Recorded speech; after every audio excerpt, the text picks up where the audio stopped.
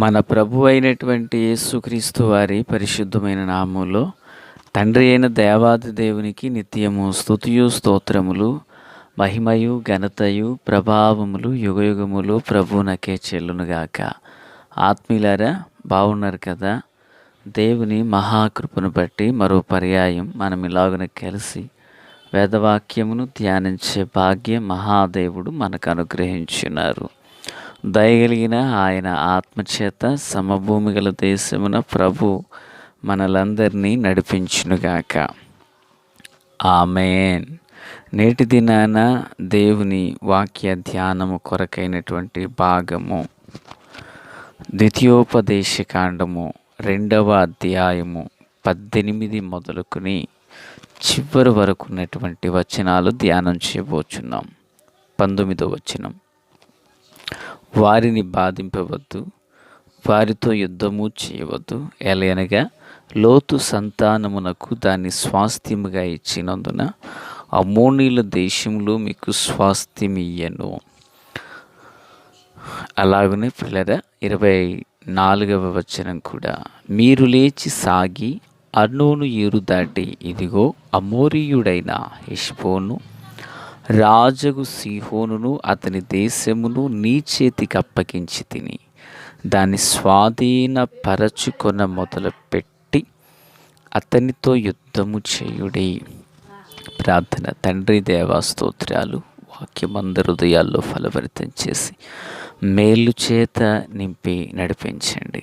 ఆశ్చర్యకరమైన మీ కృప, కాపుదల, కనికరం మెండుగా తోడయుండును గాక.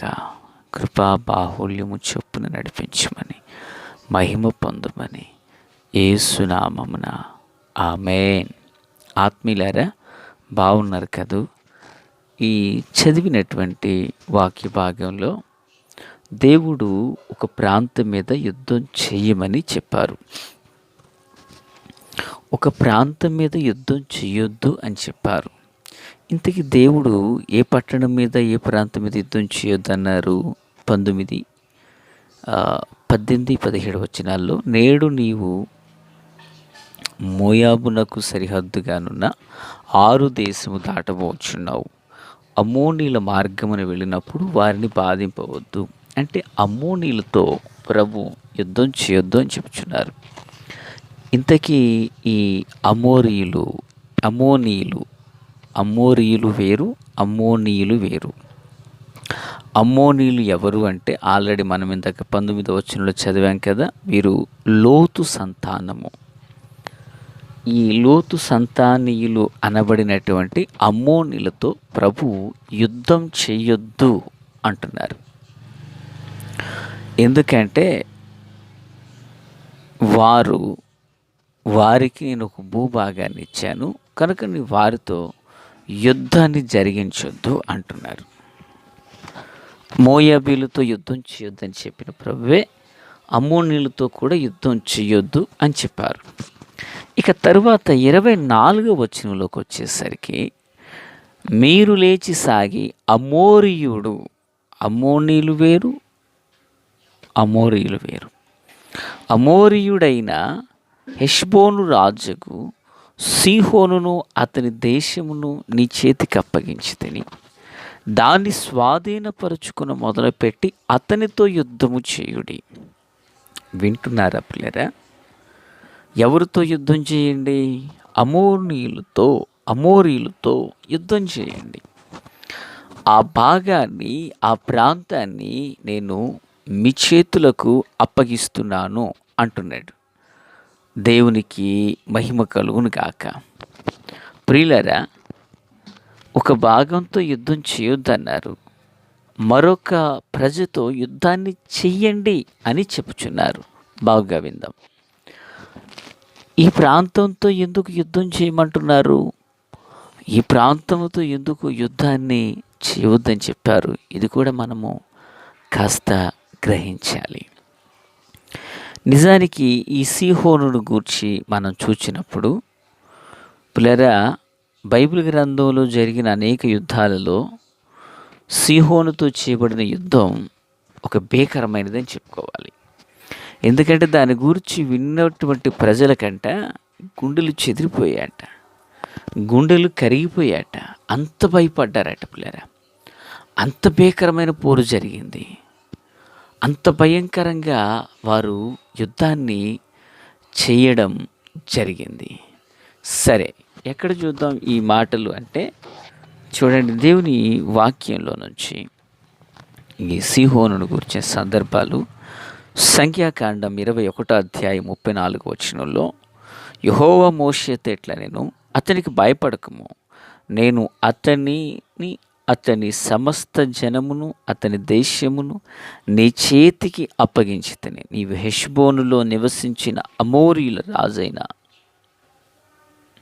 వింటున్నారా, అమోరీల రాజైన సీహోనుకు చేసినట్లు అంటాడు.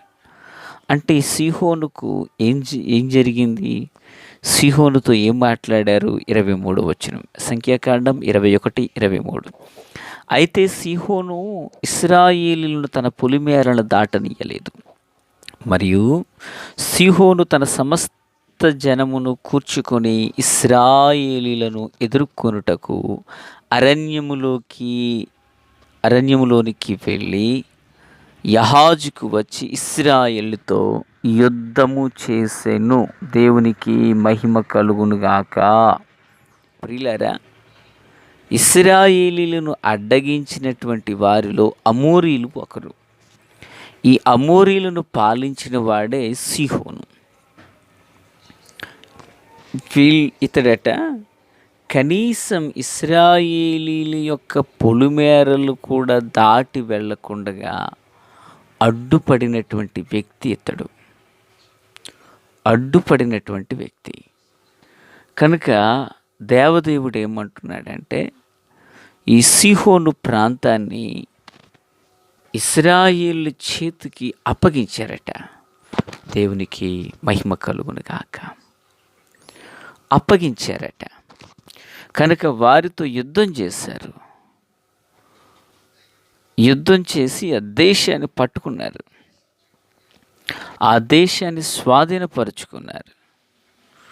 ప్రియరా, ఈ యొక్క సీహోనుకు జరిగినటువంటి విషయాన్ని యెహోషువ గ్రంథంలో మరి మన పితరులు ఆ దేశాన్ని వేగి చూడడానికి వెళ్ళినప్పుడు అక్కడుండిన రాహాబు మాట్లాడుచు అంటది, 2వ అధ్యాయం 10వ వచనం యెహోషువ గ్రంథం, మీరు ఐగుప్తు దేశములో నుండి వచ్చినప్పుడు మీ ఎదుట యెహోవా ఎర్ర సముద్రపు నీరును ఎలాగూ ఆరిపోజేసెనో,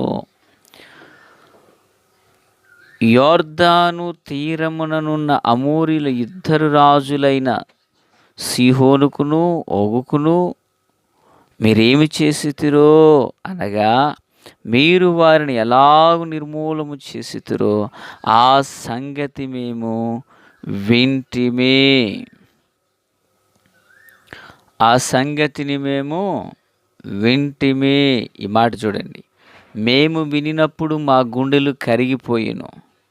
మీ దేవుడైన యెహోవా పైన ఆకాశమందును క్రింద భూమి యందును దేవుడే. మీ ఎదుట ఎట్టి మనుష్యులకైనను ధైర్యమేమాత్రం ఉండదు. గుండెలు కరిగిపోయినాయి అంట పిల్లరా. అంటే ఎంత భీకరంగా జరిగిందో చూడండి పోరాటం. ఇక్కడ ఈ సందర్భంలో మనం నేర్చుకోవలసిన విషయం ఏంటంటే, దేవుడు ఏ పట్టణం మీద యుద్ధం చేయమన్నారో దేవుడు చెప్పిన చోటుకి వెళ్ళి వారు యుద్ధం చేస్తే భీకరమైన పోరాటం చేసి అద్భుతంగా గెలిచారు. దేవుడు వద్దన్న చోట ఆగిపోయినప్పుడు సమాధానం ఉంది. అంటే మనకు నచ్చినట్లు వచ్చినట్లు కాక దేవుడు చెప్పినట్లు మనం చేయటం వలన దీవించబడతామనే సంగతి ఇందు ద్వారా మనకు అర్థమవుతుంది. మరి ఈ మాటలు వినుచున్న ఆత్మీయులారా, నీకు నచ్చినట్లుగా భక్తి చేస్తున్నావా? నీకు వచ్చినట్లుగా చేస్తున్నావా? కాదు.